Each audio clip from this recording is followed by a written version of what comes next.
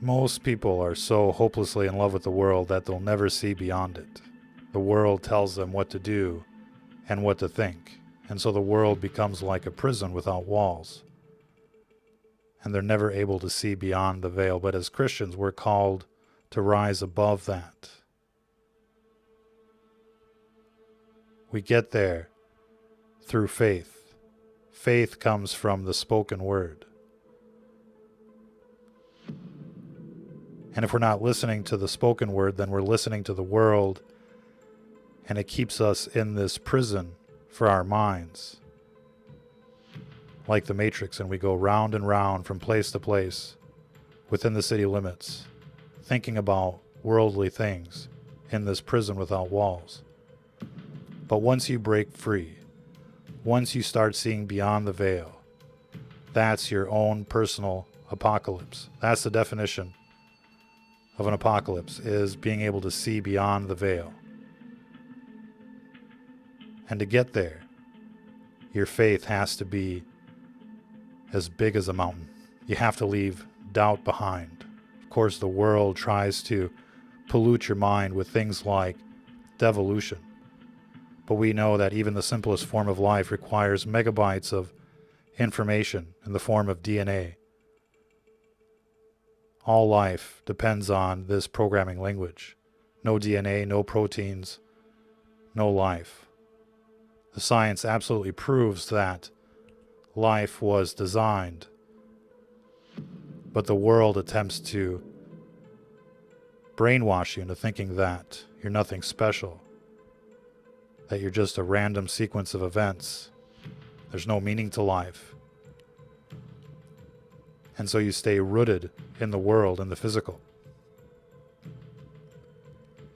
In order to achieve your maximum potential, you really have to spend time listening to the Bible. There's an audio version available online. It was originally an oral tradition. It's meant to be listened to. Faith comes from the spoken word. Doubt comes from not listening to the spoken word. And so we're going to be spending some time talking about what's in the Bible. Obviously, we can't cover the entire Bible in one broadcast. So we're going to focus on the Sermon on the Mount. A very famous sermon brought to us by Jesus. And you can have the pleasure of listening to Jesus every day with the audio version.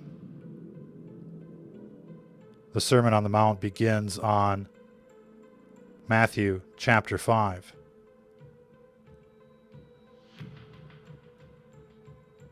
And seeing the multitudes, he went up into a mountain. And when he was set, his disciples came unto him. And he opened his mouth and taught them, saying, Blessed are the poor in spirit, for theirs is the kingdom of heaven.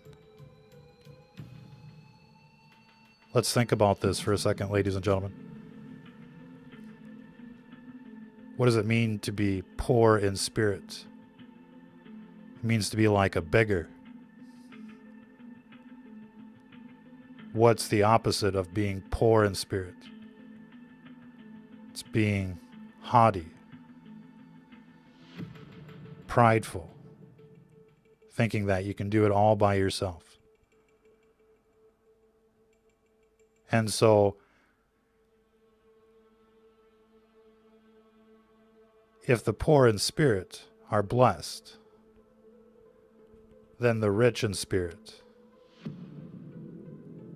in a sense, are cursed.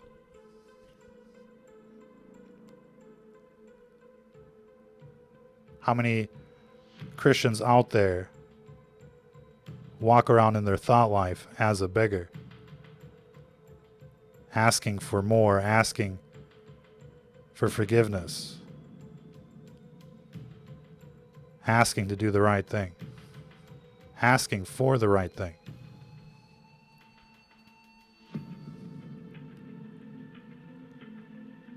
I'm sure many people have heard about the Sermon on the Mount, the Beatitudes. This is how we're supposed to be as citizens of the kingdom. It's not a republic.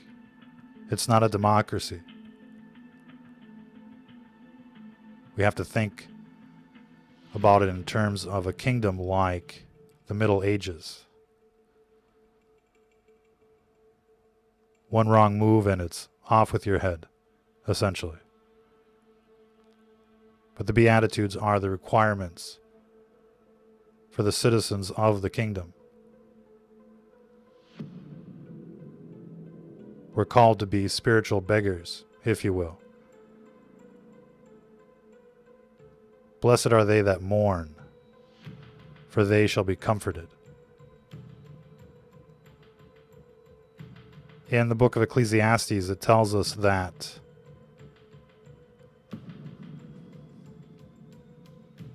essentially, those that mourn gain wisdom, and those that spend their time entertaining themselves are in the house of fools. And so you might think it's better to be happy entertaining yourself, not being confronted with any problems, but then you're in the house of fools because you're not thinking about what really matters. If you've ever gone through tough times, you know that those are the best times for self-reflection. And that's when you start asking for forgiveness. That's when you start seeking redemption.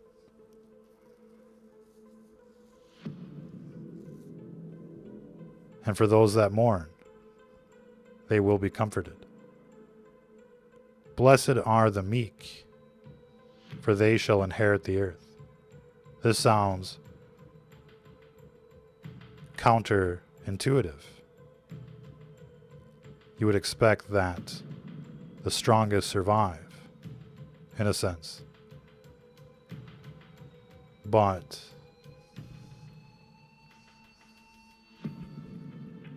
essentially, especially in times of war, tends to be those that are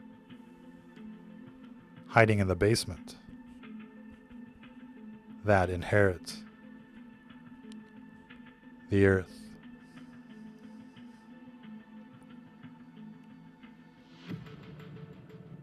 Blessed are they which do hunger and thirst after righteousness, for they shall be filled. Obviously, if you're looking at the world and thinking that everything is okay, you're probably cursed and don't even know it. Blessed are the merciful, for they shall obtain mercy.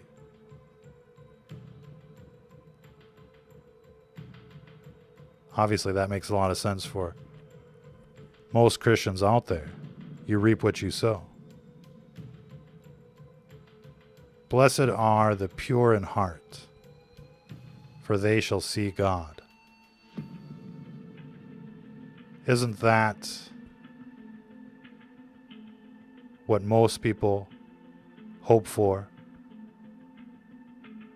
You see a lot of people running around saying they don't believe because they don't see anything. Seeing is believing, but you'll never see anything if you don't believe. And what do you believe? That's what matters. Being pure of heart matters. Of course, the Beatitudes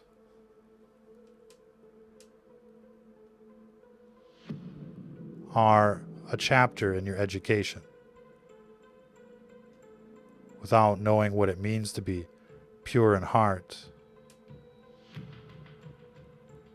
without knowing the Old Testament, you really can't know what Jesus is talking about here, because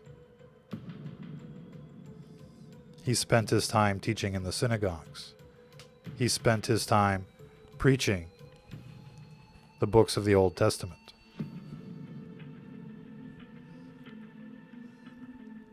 Blessed are the peacemakers, for they shall be called the children of God.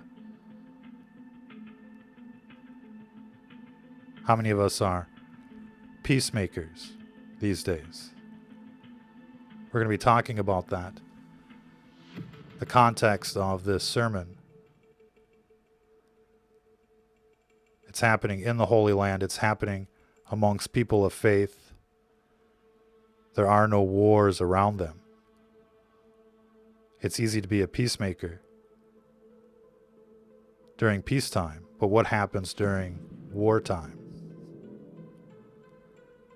Essentially, the Old Testament is full of wars. It's part of the spiritual battlefield. But in this sermon, we're talking about being in a perfect society, being in a perfect world for the most part. And these are the qualities that we should seek after. Blessed are they which are persecuted for righteousness' sake, for theirs is the kingdom of heaven.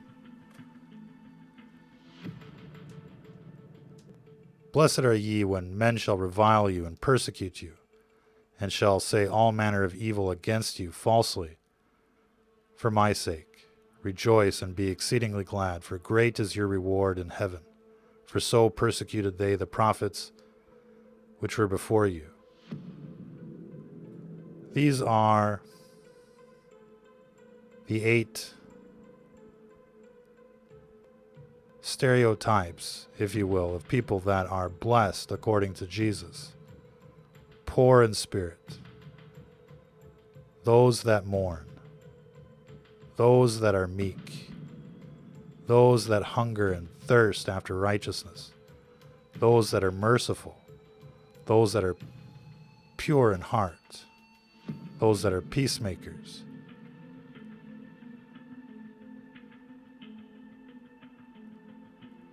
And so, when we look at the world today, most of us are captives.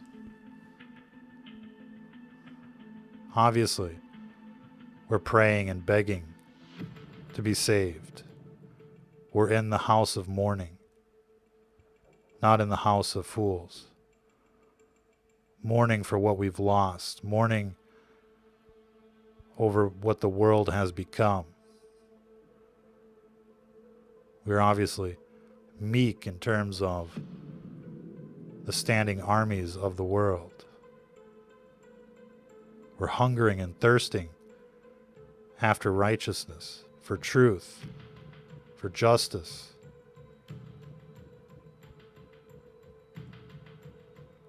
For the time being, most of us are merciful. We're not killing people for their crimes. Hopefully, most of us are pure in heart. But with the wants of the world, that is essentially more difficult than it sounds. When we think of all the temptation, when we think of all of our desires, the envy, the pride, what does it mean to be pure in heart?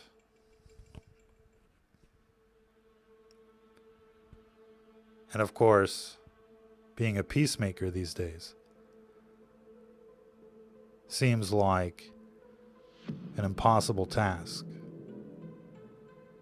How do we bridge the gap with Sodom and Gomorrah, with these people that are on the other side of the fence, trying to destroy the world, trying to genocide little children? How do you make peace with people like that? And essentially, there is a time for peace and there is a time for war. But this is a peacetime sermon in the Holy Land, surrounded by people of faith. And so, the context is quite different than the one we find ourselves in today. But it's important to understand this foundation. It's important to understand where we come from. Not sure how old or young most of you are out there. If any of you knew the pre-9/11 world, But it's important to remember where we came from. It's important to remember our foundation. No matter what happens, never let the world steal that away from you. Jesus tells you that you're going to be persecuted. They're going to speak all manners of evil against you, falsely, because you're a Christian. Not because you're a conservative, not because you're a Trump supporter, not because you're unvaccinated or whatever classifier you might desire. But essentially, you're being persecuted because you're a person of faith. Rejoice and be exceedingly glad, for great is your reward in heaven. For so persecuted they the prophets which were before you. Ye are the salt of the earth. But if the salt have lost his savor, wherewith shall it be salted? It is thenceforth good for nothing, but to be cast out and to be trodden under foot of men. We're called to be salty, if you will, to have flavor, to add flavor to the conversation and to the world around us. Ye are the light of the world. A city that is set on a hill cannot be hid. There's no hiding the light coming from you in this world of darkness. And that's why the darkness is going to seek you out and try and put out that light through doubt, through temptation, and the like. And there's a long list under that umbrella term, temptation. Every desire, every lust, every physical thing that's out there. And that's why people just can't see beyond the veil, because they're so in love with their cars, their houses, their significant others, or perhaps their lust and fornication. But all of that essentially blinds you to what's going on beyond the veil.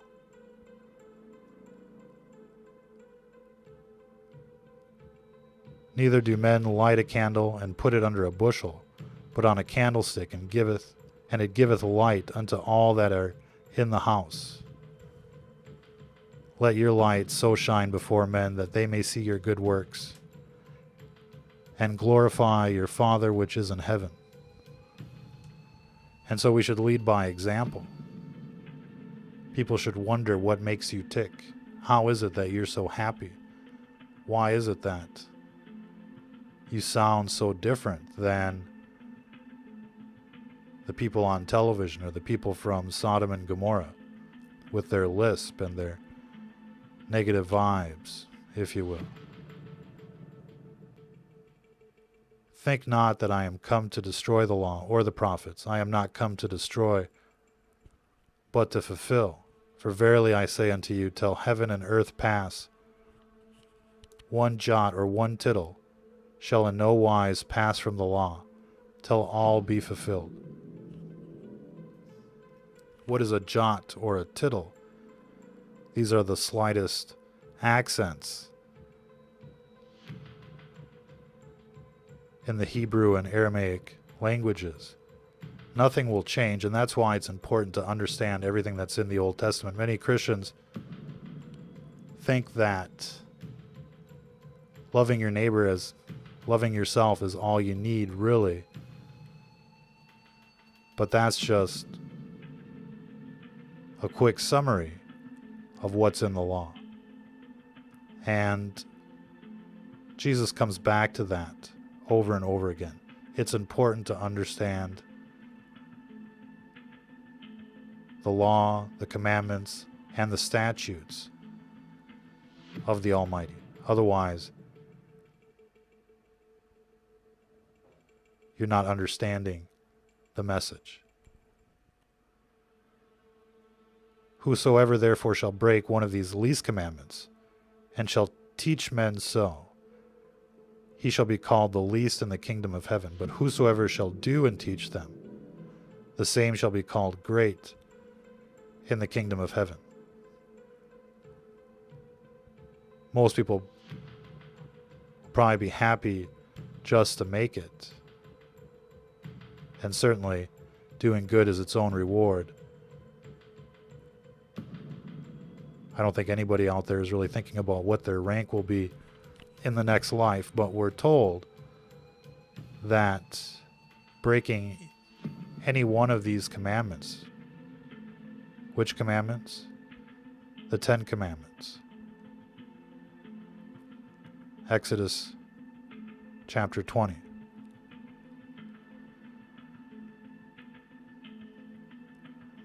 And so it's important to understand what those commandments say, what the statutes say, not only in the book of Exodus, but in the book of Deuteronomy as well. In fact, you're going to find a lot of statutes in the first 5 books of the Bible, in the books of Moses, in the Torah.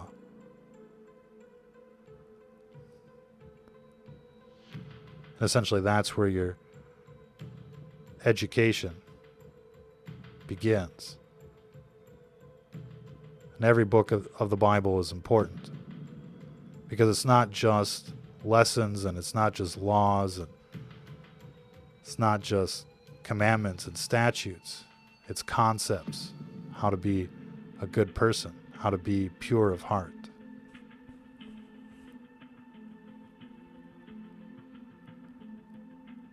For I say unto you that except your righteousness shall exceed the righteousness of the scribes and Pharisees, ye shall in no case enter into the kingdom of heaven. That's setting the bar pretty high.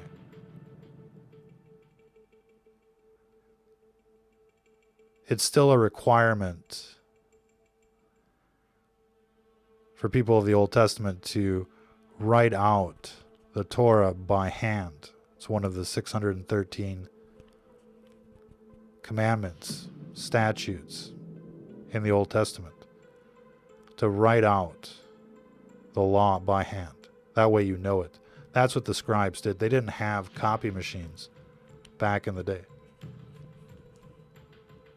And so unless you know the law better than those that write it out by hand, ye shall in no case enter into the kingdom of heaven. That's what Jesus is telling you. And as Christians, we should pay attention. That's how serious it is. And that's why we need to talk about it.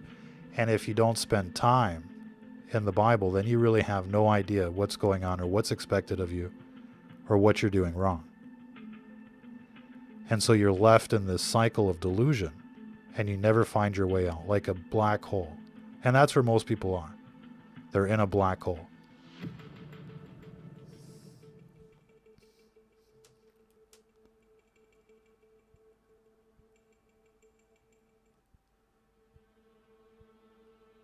Ye have heard that it was said in the time, let me start that one again. Ye have heard that it was said of them of old time, Thou shalt not kill, and whosoever shall kill shall be in danger of the judgment. But I say unto you that whosoever is angry with his brother without a cause shall be in danger of the judgment, and whosoever shall say to his brother, Raca, shall be in danger of the council, but whosoever shall say, Thou fool, shall be in danger of hellfire.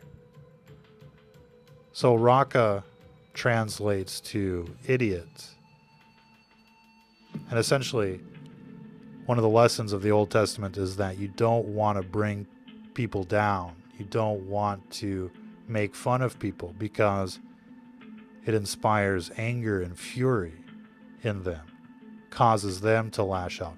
It spreads corruption, if you will.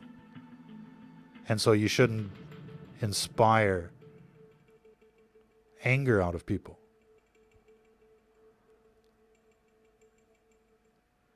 And so by calling them stupid, or by calling them crazy, or a fool, in fact, in the Old Testament is a concept that is punishable by eternal damnation. That's a real mind-blowing idea in the modern age, because that's all that most people do out there, is just troll other people. Oh, you're fat. Oh, you're ugly. Oh, you're stupid. And so we inspire negative emotions. We propagate negative vibes, if you will, throughout society, throughout the community.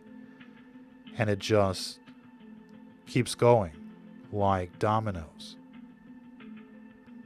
And it doesn't stop there, because it spreads like wildfire. Corruption spreads like wildfire.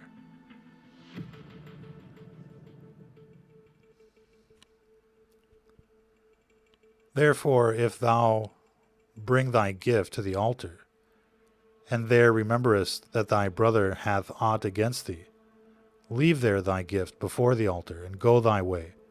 First be reconciled to thy brother, and then come and offer thy gift. So this isn't something that we do anymore either. That's how far people have drifted away from their faith. But during the time of the earthly ministry of Jesus, people were bringing their gifts to the temple, to the altar, usually in the form of a sacrifice. And this was something that would be done routinely. But people don't even do that anymore. People can't even do that anymore. But essentially, before you try to be spiritual, the recommendation is to make sure that there isn't any physical conflicts in the physical world around you.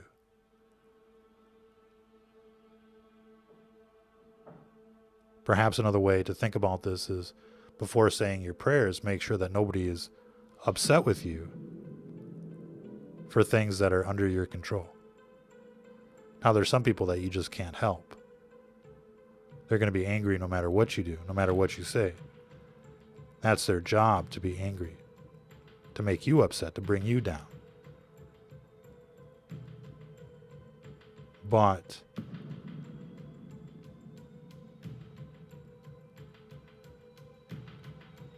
if you can help it, obviously, especially with those that are close to you, and your brother might not necessarily be a relative, but somebody that you are close to in another way, in a fraternal way, then obviously you should try your best to be reconciled with that person. Agree with thine adversary quickly, whilst thou art in the way with him, lest at any time the adversary deliver thee to the judge, and the judge deliver thee to the officer, and thou be cast into prison. Verily I say unto thee, thou shalt by no means come out thence till thou hast paid the uttermost farthing. And so this is obviously good advice as well. Keep yourself out of trouble whenever possible when it comes to litigation, business transactions, and the like. It's why we're called to be honest and not steal, to use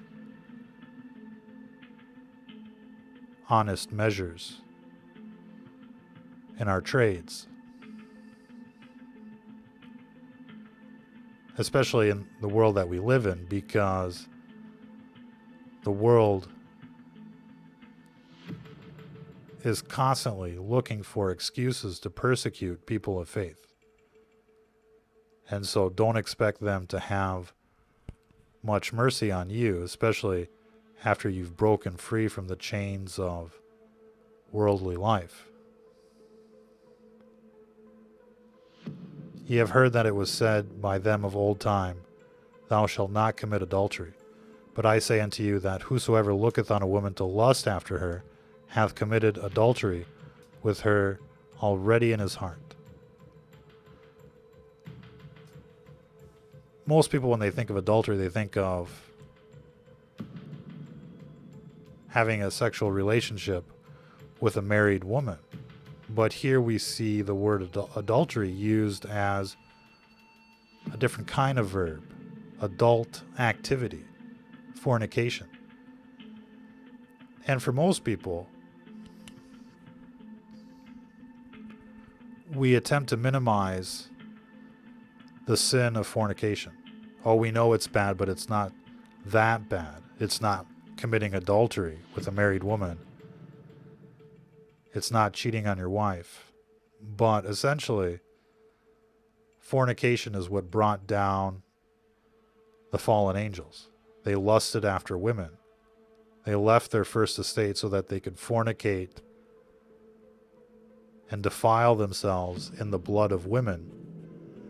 This is a huge sin, almost like an original sin, and it's worse than people can imagine. There's a lot of speculation from the human perspective as far as what happens in the spiritual world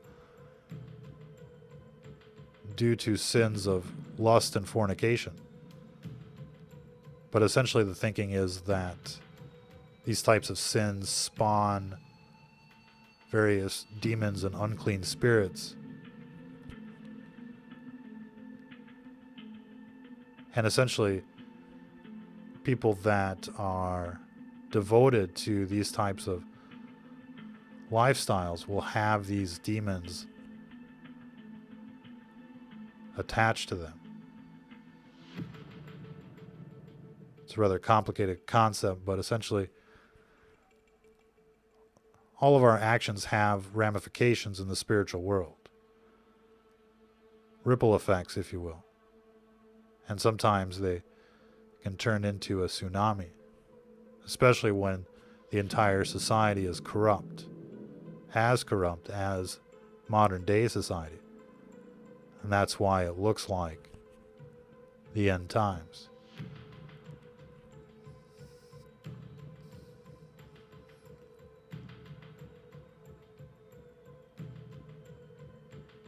So even looking at a woman to lust after her is committing adultery with her in your heart. And we know that the heart is the source of many sins. But essentially, the thought crime is what's being pointed out here. There's different levels of sin, if you will. The physical, the verbal, and then the mental. And we're called to beware of these types of thought crimes. And as we'll see, it's not just lust or adultery, but it's all of these deadly sins. And if thy right eye offend thee, pluck it out and cast it from thee, for it is profitable for thee that one of thy members should perish, and not that thy whole body should be cast into hell. And if thy right hand offend thee, cut it off and cast it from thee, for it is profitable for thee that one of thy members should perish, and not that thy whole body should be cast into hell.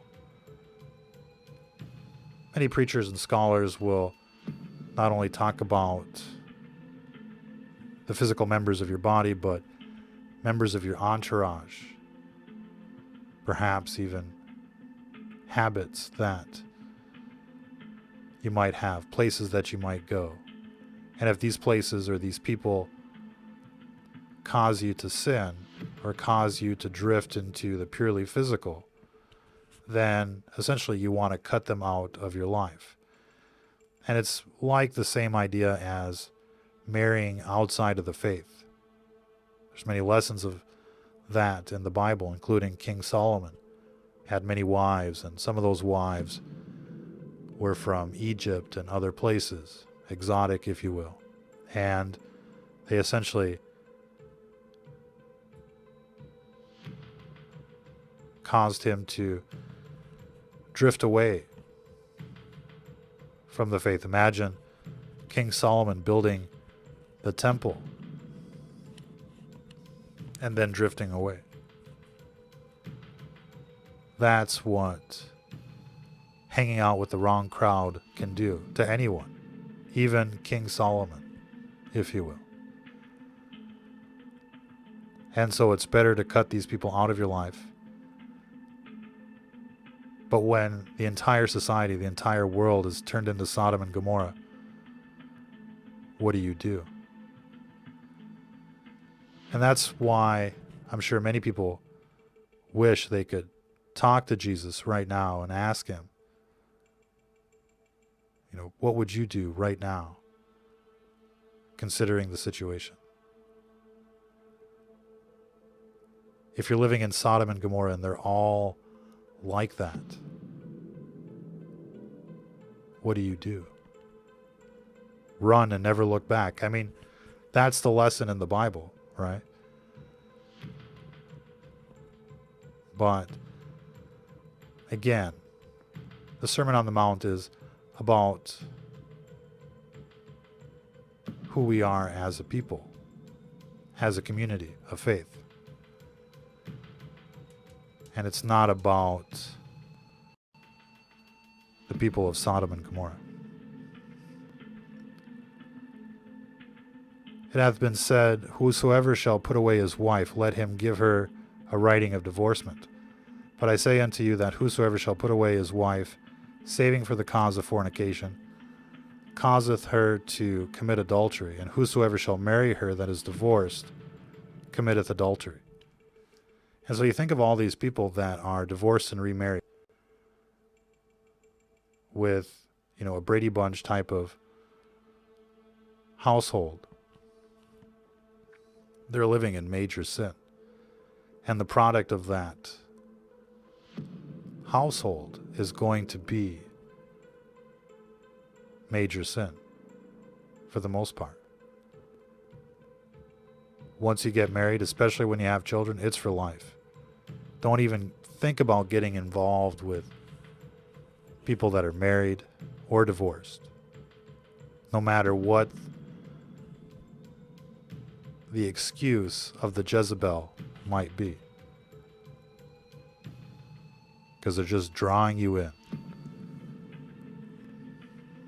And some people will learn that the hard way, to say the least.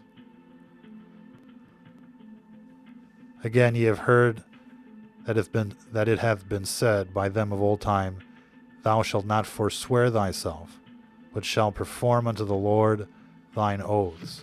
But I say unto you, swear not at all, neither by heaven, for it is God's throne, nor by the earth, for it is his footstool, neither by Jerusalem, for it is the city of the great King.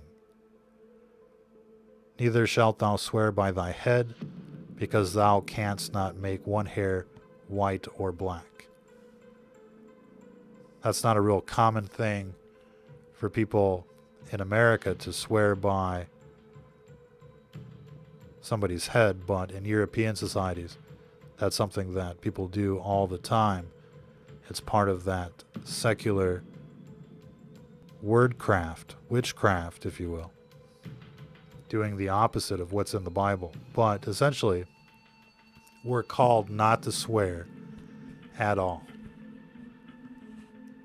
Don't take an oath.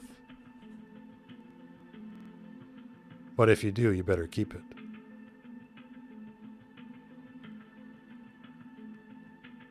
But let your communication be yea, yea, nay, nay, for whatsoever is more than these cometh of evil. You don't have to justify yourself more than yes or no.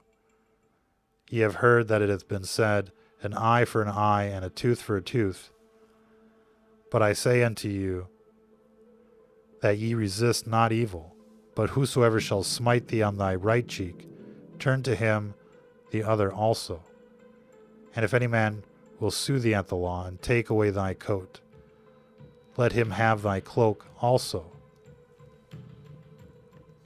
And the reason he says that is because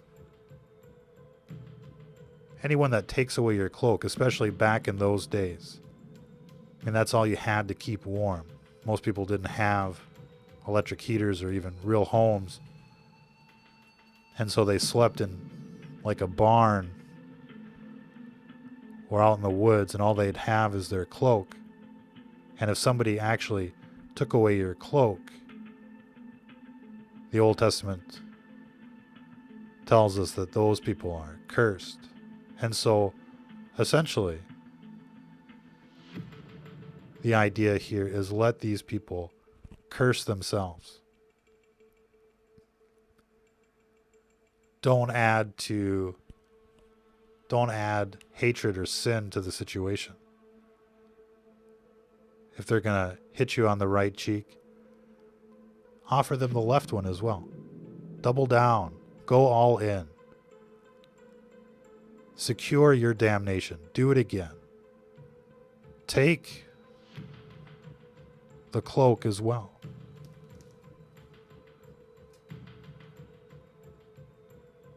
And whosoever shall compel thee to go a mile, go with him twain. Give the extra effort. Give to him that asketh thee, and from him that would borrow of thee, turn not thou away.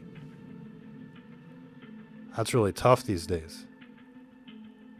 Sometimes you have to borrow things back with some neighbors, as they say. But essentially, you can get the idea here. We're called to be extra nice, extra wonderful.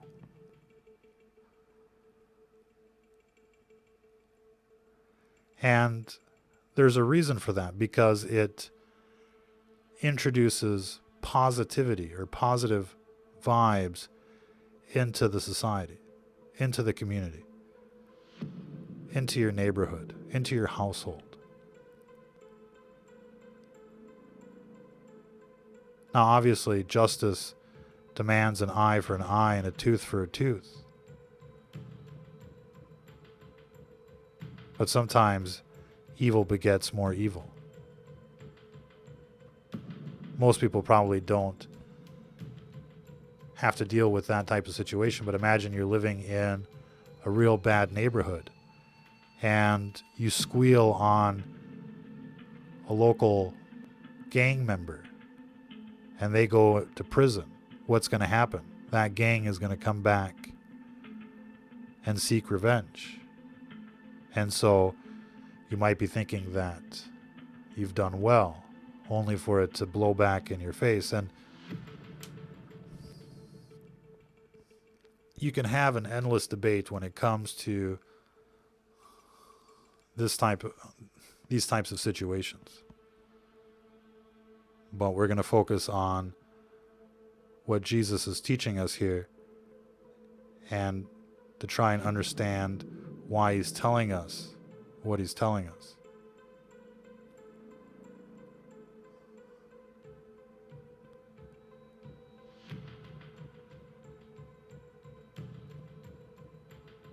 So give to him that asketh thee, and from him that would borrow of thee, turn not thou away. Ye have heard that it hath been said, thou shalt love thy neighbor and hate thine enemy. But I say unto you, love your enemies, bless them that curse you, do good to them that hate you, and pray for them which despitefully use you and persecute you. And so, you've heard the expression that loving your enemy is like heaping hot coals onto their heads. And essentially there's a lot of truth to that.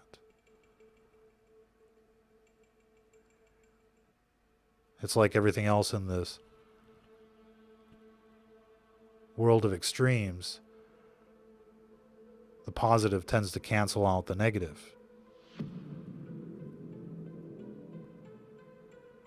And so that's the idea here,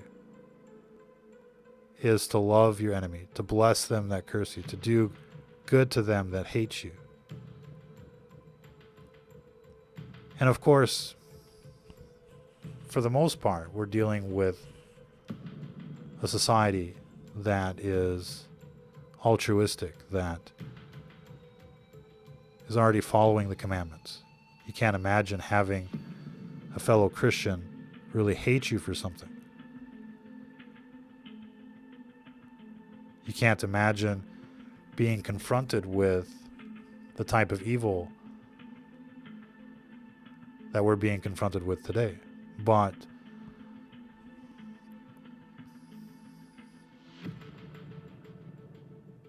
we have to remember also that demons and devils were lurking in those days as well. People were possessed and under the influence, and the Holy Land at that time was under occupation, Roman occupation. A pagan, heathen empire that essentially was worshiping fallen angels at the time. So there was an enemy out there. And this kind of comes back to being a perfect lamb.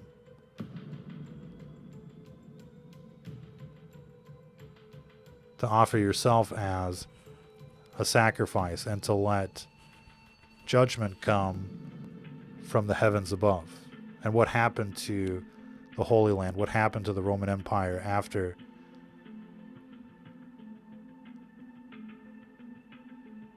the slaughter, the sacrifice of the Lamb?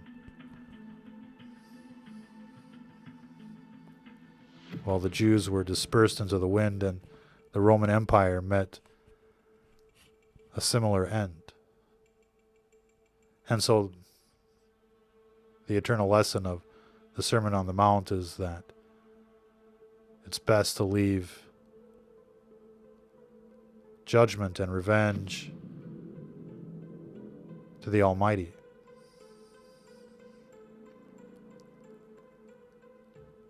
And so that's the lesson of the Sermon on the Mount. We could obviously talk about the wars of the Old Testament, the requirement of judgment. We could talk about what happened to the enemies of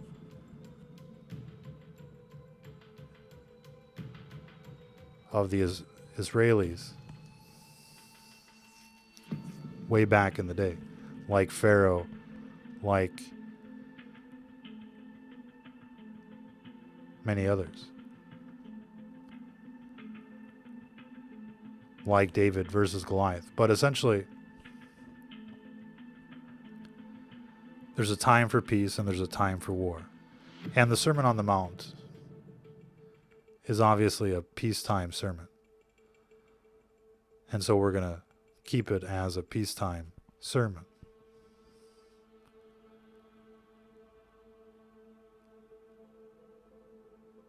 So, Jesus tells us, love your enemies, bless them that curse you, do good to them that hate you, and pray for them which despitefully use you and persecute you, that ye may be the children of your Father which is in heaven.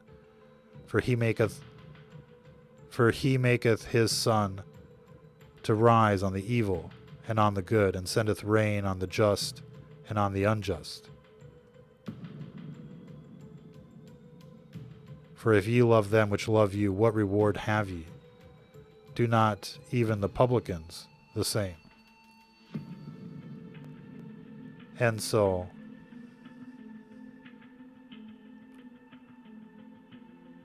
that's real deep, to say the least. If you only love those that love you, what's your reward? How are you doing things any different than anybody else? We're called to do more. And if ye salute your brethren only. And if ye salute your brethren only, what do ye more than others? Do not even the publicans so? Be ye therefore perfect, even as your Father, which is in heaven, is perfect. So we're not called to try. We're called to be perfect.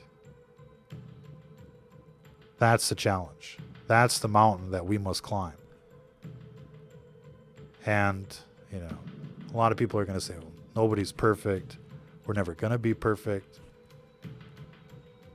And while that might be true, we're called to be perfect in peacetime. Of course, war is much different, but this is a peacetime sermon. For after the war, if you will. Chapter 6. Take heed that ye do not your alms before men, to be seen of them. Otherwise ye have no reward of your Father which is in heaven. So what is giving alms? It's giving to the poor. Charity. Charity work is a very important aspect of the ministry. Helping out the poor however you can. You should always have some change in your pocket. If you see somebody that's in need, you should help them. It's actually a blessing for you to help them. And so when you see somebody in need, that's just a golden opportunity to fulfill your requirement. And so, not only are we called to give charity, but we're called to give charity in a way that doesn't bring attention to ourselves. We're not looking for an earthly reward for our charitable contributions. And essentially, we're doing good for the purpose of good. Doing good is its own reward. And so we shouldn't be doing good necessarily just so that we can get a reward. But we're told that there is a reward. And that there's a certain way to give charity. And it's not, blowing a trumpet while you do it. You see these people on television with their big checks of $1 million for a big cause, and everybody applauds and makes the paper. They've received their reward. They're seeking the glory of men, worldly glory, glory of the physical world.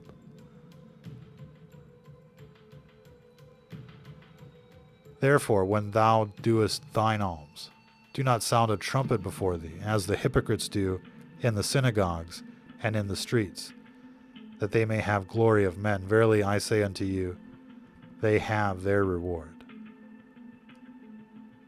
So that's quite the statement, calling these people of faith hypocrites for bringing attention to themselves as they do charitable works. And obviously, all of these concepts inspire a lot of debate. Should we not want to set an example for others when it comes to charitable works like virtue signaling? Well, we see where virtue signaling has gotten us these days. But when thou doest alms, let not thy left hand know what thy right hand doeth. Have it be a secret from yourself if you can. That's the mindset. That thine alms may be in secret, and thy Father which seeth in secret himself shall reward thee openly. And when thou prayest, thou shalt not be as the hypocrites are, for they love to pray standing in the synagogues and in the corners of the streets, that they may be seen of men. Verily I say unto you, they have their reward. Now when we think about this, how many people are going to church doing this exact same thing? They're going to church to be seen by other people so that the neighbors think that they're good Christians. I mean, that's how it used to be. Obviously, today it's even worse than that. But if you found a church that you like, try not to draw attention to yourself with gratuitous windmilling or anything like that. Avoid the grandstanding as much as possible. It's important to be part of a community. It's important to be part of a church, especially these days to a certain extent. But understand that when it comes to worshiping and prayer, it really isn't something that's meant to be witnessed by other people.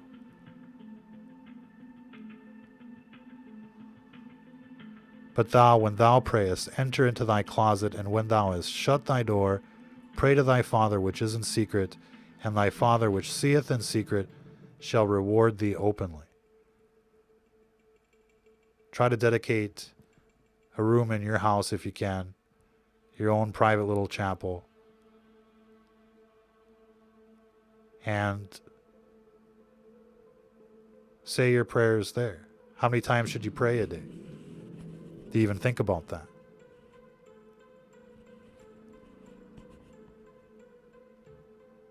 Some scholars say 3 times a day, morning, noon, and night. Some say 5 times a day, even in the middle of the night. You've seen prayer vigils all the time. But when ye pray, use not vain repetitions, as the heathen do. Imagine calling people of faith heathen because they're repeating the same prayers over and over again.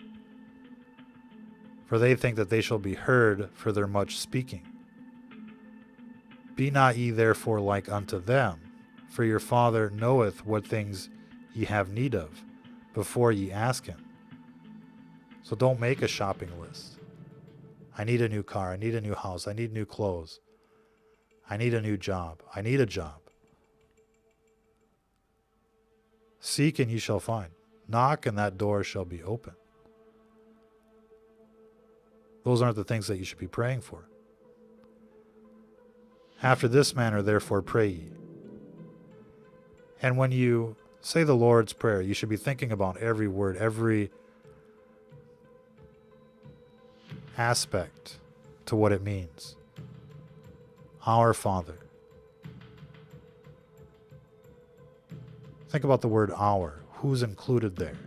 Everybody. Which art in heaven, hallowed be thy name.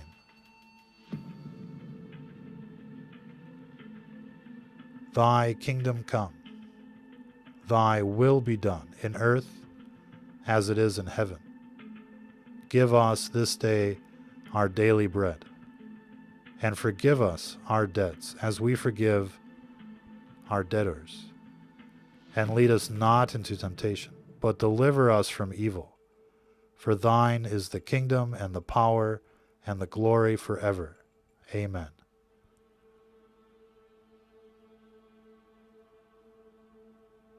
Staying away from temptation, being delivered from evil, is where it's at. Please, praying for just being able to eat is where it's at. Praying for entertainment, for a new wife, is not where it's at. But obviously, some things need resolution.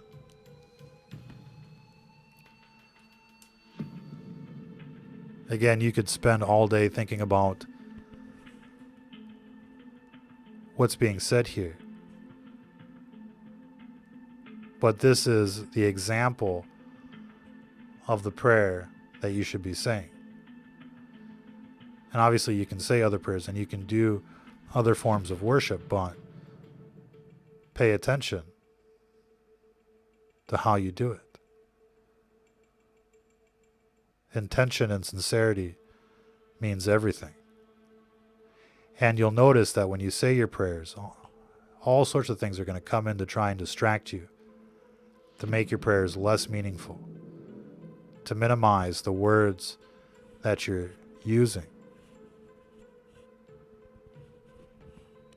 Those are the tempters, the demons, the legion whispering in your ear. For if ye forgive men their trespasses, your heavenly Father will also forgive you. But if ye forgive not men their trespasses, neither will your Father forgive your trespasses. Again, as far as most people can tell, this is in the context of normal times. If you're living in Sodom and Gomorrah and they're endlessly raping you, abusing you, torturing you, violating you, committing crimes against humanity,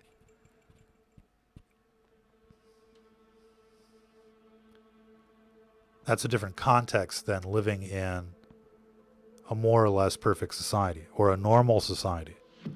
We're not living in a normal world anymore, and that's why we keep coming back to that idea, is that we're very far removed from the times of the earthly ministry of Jesus in a certain way. But again, this is our foundation. This is the type of people that we're called to be. Never forget where we come from, and never forget who sent you. Moreover, when ye fast, be not as the hypocrites of a sad countenance, for they disfigure their faces, that they may appear unto men to fast. Verily I say unto you, they have their reward. So again, if you're trying to do things so that your peers around you will applaud you, like a Black Mirror episode, give you a thumbs up, then you're doing it wrong. You're not supposed to do what you're doing for public approval.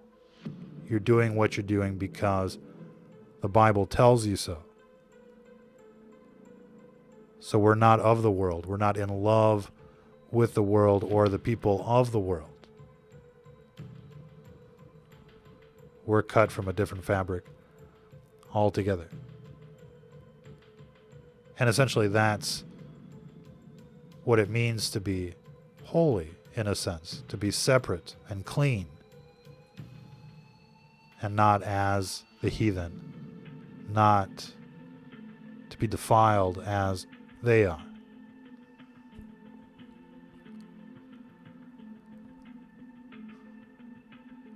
But thou, when thou fastest, anoint thine head, and wash thy face, that thou appear not unto men to fast, but unto thy Father which is in secret, and thy Father which seeth in secret shall reward thee openly.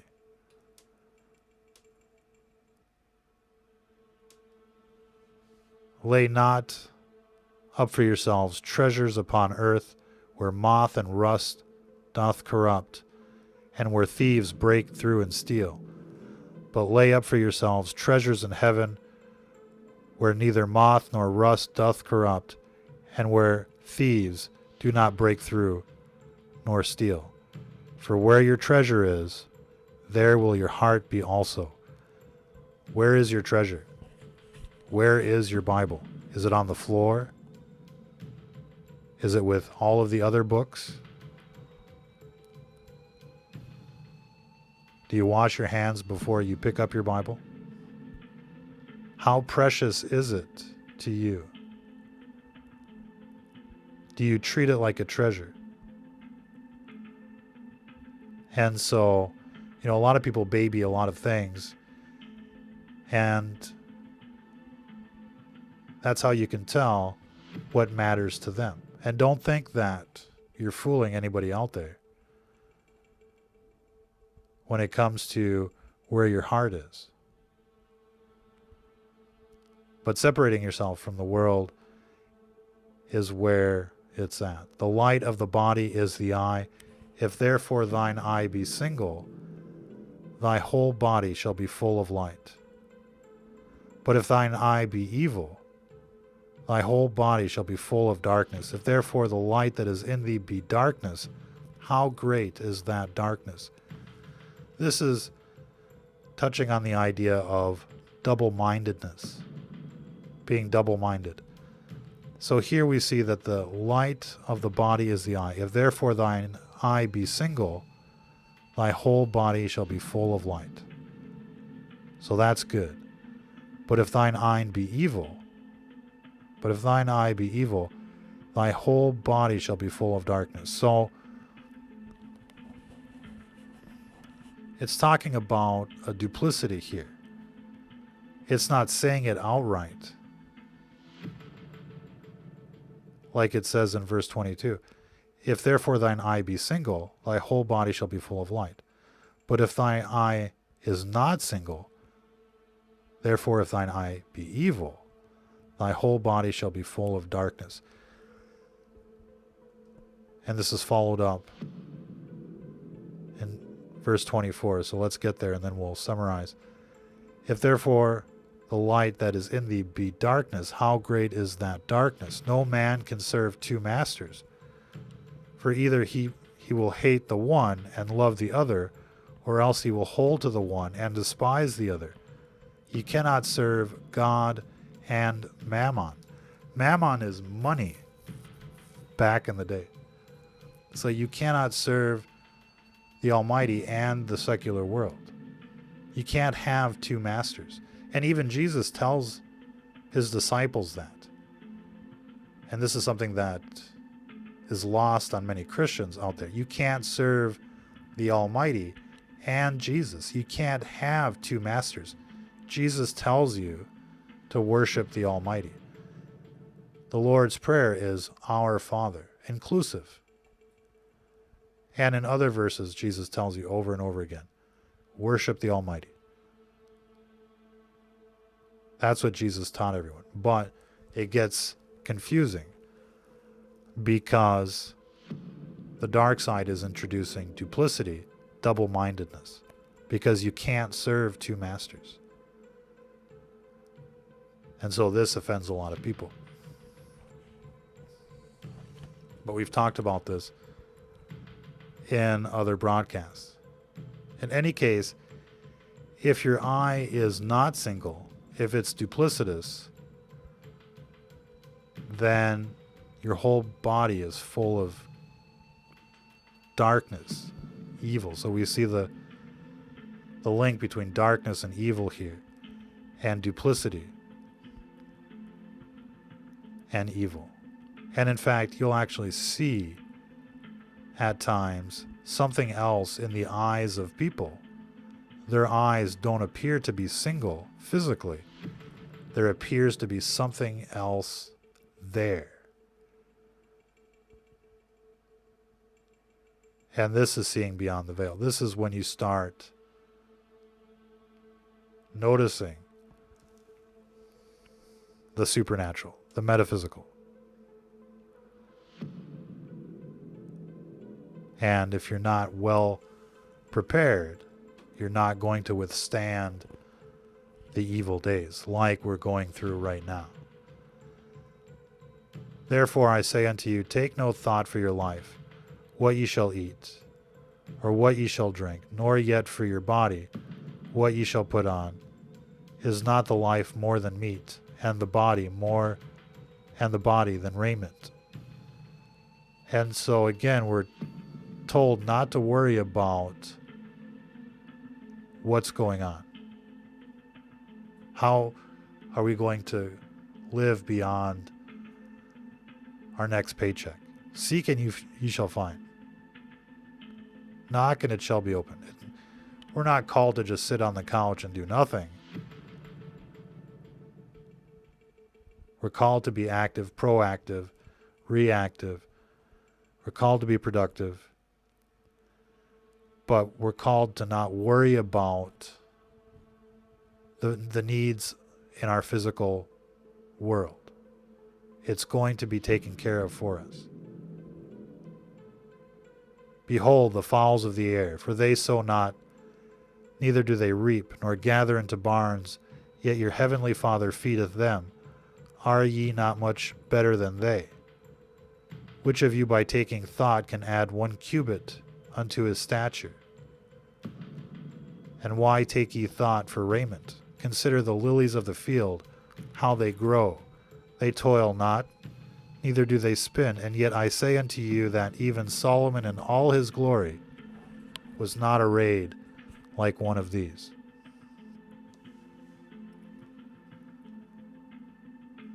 Wherefore, if God so clothed the grass of the field, which today is and tomorrow is cast into the oven, shall he not much more clothe you, O ye of little faith? And so by worrying about the physical, it's showing a lack of faith. Therefore take no thought, saying, what shall we eat? Or what shall we drink? Or wherewithal shall we be clothed? For all these things do the Gentiles seek.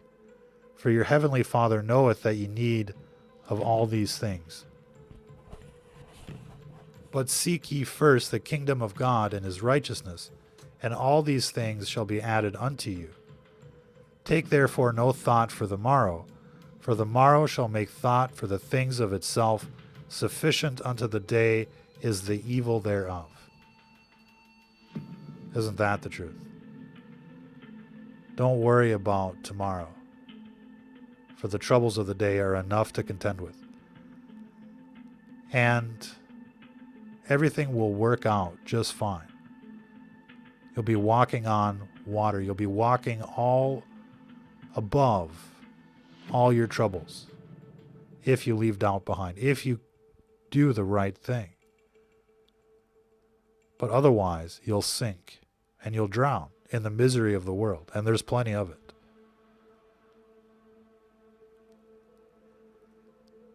But a lot of people are drowning in their own misery because they're in love with the world. They don't have the new car. They don't have the big mega mansion. They don't have that $1 million a year job. And to be honest, no person of faith will ever get it, because that's the reward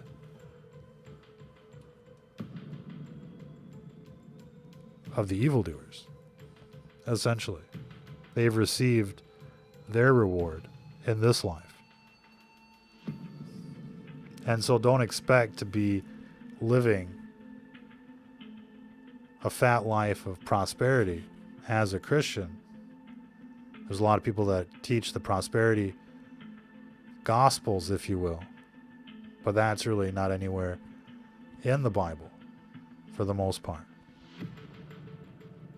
We're not called to live a life of luxury in this world, because it leads us astray.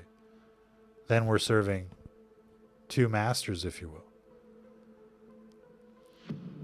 I'm not sure that we're called to live as beggars in the street either, because we wouldn't be very productive in that sense.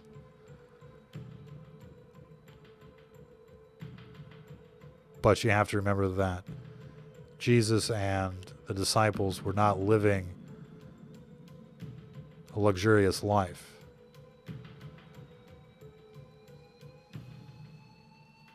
The foxes have holes and the birds have nests, but the Son of Man has nowhere to lay his head. You remember that one? Chapter 7. Judge not, that ye be not judged. For with what judgment ye judge, ye shall be judged. And with what measure ye mete, it shall be measured to you again. And so, what goes around comes around during normal times. When it's a time of war, then that's a little different. And I think it's important to make that distinction, because we're living in a time of war and not really in a time of peace.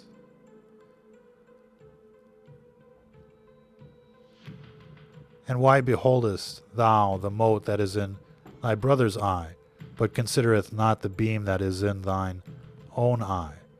Or how wilt thou say to thy brother, let me pull out the mote out of thine eye, and behold, a beam is in thine own eye? Thou hypocrite, first cast out the beam out of thine own eye, and then shalt thou see clearly to cast out the mote out of thy brother's eye.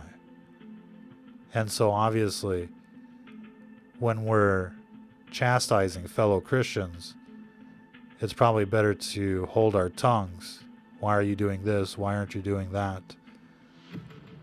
And again, originally, these teachings in this gospel were not meant to be distributed outside of the Holy Land, originally. The command to the disciples were to not go into the land of the Gentiles or the land of the Samaritans, but to stay in the land where people had faith.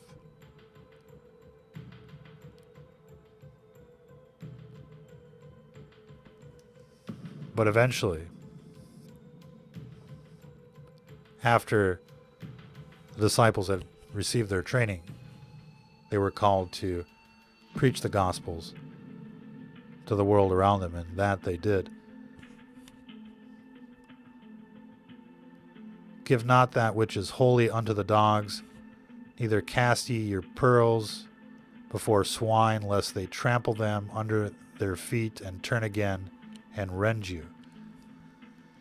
And so many of us have probably done that while trying to preach and evangelize, giving Bibles away to heathens. Here, learn the Bible, so that they can just defile it or worse. And so we're called to pay attention to that. Give not that which is holy unto the dogs.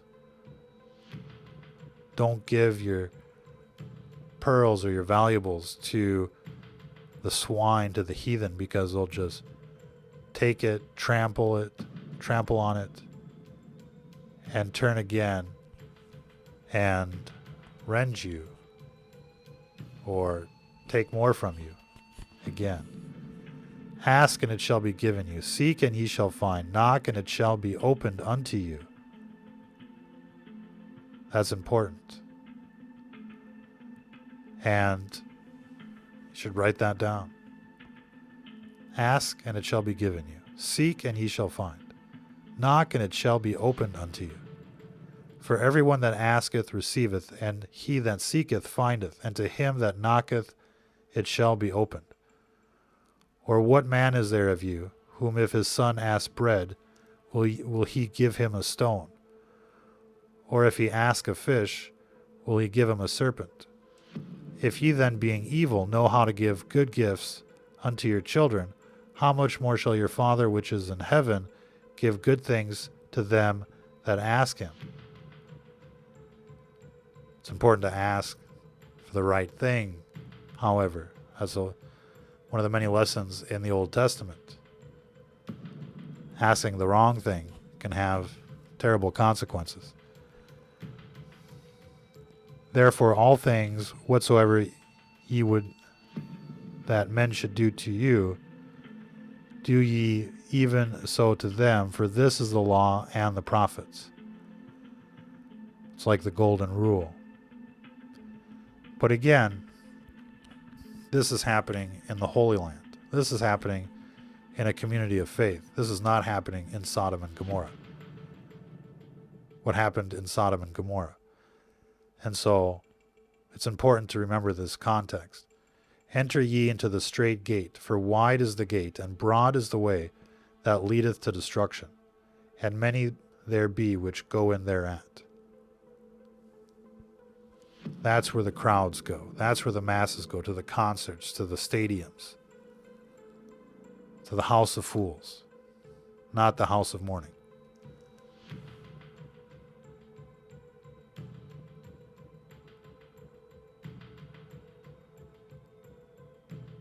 Because strait is the gate, and narrow is the way which leadeth unto life, and few there be that find it. So strait is the gate, and narrow is the way which leadeth unto life, and few there be that find it. Some will find the gate, but even less will make it through that narrow way. Beware of false prophets, which come to you in sheep's clothing, but inwardly They are ravening wolves. Ye shall know them by their fruits. Do men gather grapes of thorns or figs of thistles? And that's why it's important to know the Bible by heart, because otherwise you don't really know what kind of fruits various preachers are preaching, essentially. Even so, every good tree bringeth forth good fruit, but a corrupt tree bringeth forth evil fruit. A good tree cannot bring forth evil fruit, neither can a corrupt tree bring forth good fruit. Every tree that bringeth not forth good fruit is hewn down and cast into the fire. Wherefore by their fruits ye shall know them. So, you don't want to be one of those trees that's hewn down and cast into the fire. Not everyone that saith unto me, Lord, Lord, shall enter into the kingdom of heaven, but he that doeth the will of my Father which is in heaven. That's important, because a lot of people think that it's just enough to be born again. You know, a lot of people subscribe to easy beliefism. They want to be saved, but they don't want to be saved from their sins, if you will. Really. You know, they want to be saved, but they don't want to give up their sins. And this is a challenge that everyone faces in this world. But if you don't know the commandments, if you don't know the statutes, then you're not doing the will of the Almighty. And so you shouldn't expect, you know, some kind of golden ticket or an easy pass just because you're a Christian. Because being a Christian means knowing the Old Testament better than the scribes and the Pharisees, just like Jesus did. Jesus spent his earthly ministry preaching in the synagogues to people of faith. And it was all Old Testament. And the conclusions that he reached during his ministry have become the core of our faith, but it's all based on the teachings of the Old Testament.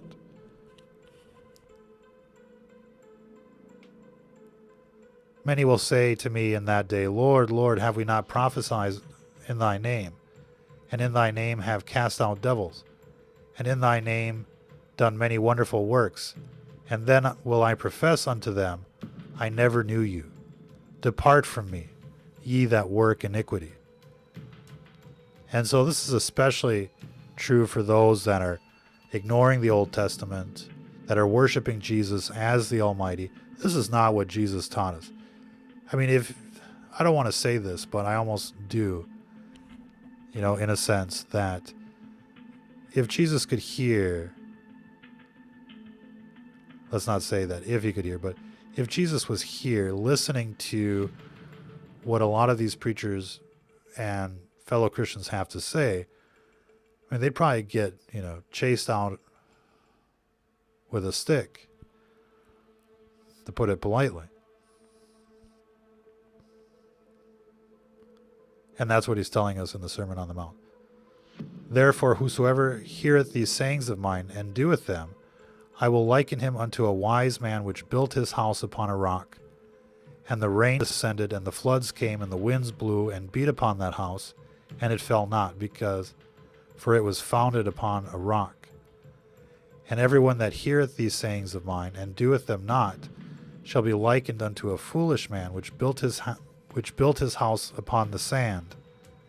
And the rain descended, and the floods came, and the winds blew, and beat upon that house, and it fell, and great was the fall of it. And it came to pass, when Jesus had ended these sayings, the people were astonished at his doctrine, for he taught them as one having authority, and not as the scribes. And so that's the Sermon on the Mount. That's a very powerful sermon, to say the least. if people take the time to unpack it. We recommend that people listen to it on tape every day, the audio format. Listen to it, Matthew chapter 5, verse 7, every day while you're having breakfast. Start your day with Jesus. Listen to it, know it by heart. It's part of your foundation. And it allows you to grow spiritually because, again, faith comes from the spoken word. If you're not spending time listening to the Bible, thinking about every concept that's there, then you're really going in the opposite direction. You're either on that stairway to heaven or that highway to hell. You're either going through that broad and wide gate or that straight and narrow gate. And so you have to spend time there. And when you leave doubt behind and you know the Bible by heart, then things will start to be revealed to you. And you'll have your apocalypse moment, to say the least. And where it goes from there is up to you, but essentially, that's when you're ready for the spiritual warfare. We'll leave it there for this broadcast. Appreciate everybody tuning in. That's quite a lot to take in. We knew it would be a long one, and it was. But rediscover the Sermon on the Mount, the Beatitudes for yourselves, and listen to the Bible on tape every day. Spend an hour there a day, 2 hours if you can. And then start preaching if you can. But know it first, then start to preach. And focus on those that can be saved. You're not going to save Sodom and Gomorrah, but you can certainly save the next generation and those around you. Appreciate everybody tuning in. Like and share. Feel free to mirror the content. Till the next time. If you're listening to this, you are the resistance.